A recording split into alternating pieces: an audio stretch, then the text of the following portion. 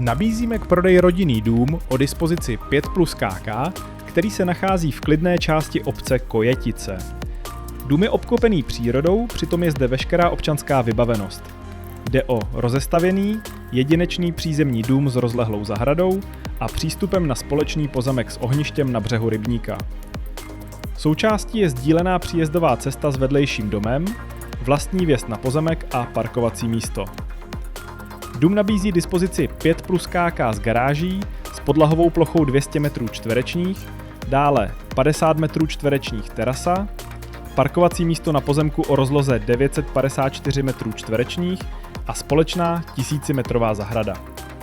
Prodává se ve fázi před dokončením, provedené jsou omítky, rozvody elektřiny, voda i podlahy.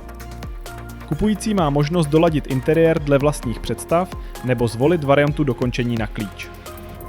Součástí projektu je moderní smart home systém, který umožňuje ovládání domu přes telefon a internet.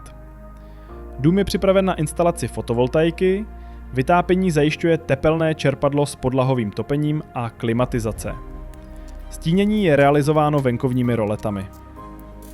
Do Prahy se z Kojetic pohodlně dostanete za 15 až 20 minut autem, vlakem pak na Masarykovo nádraží za 43 minut.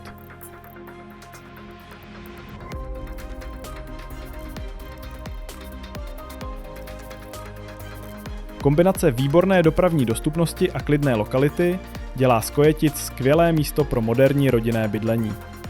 Přijďte se podívat, na prohlídce dostanete veškeré informace.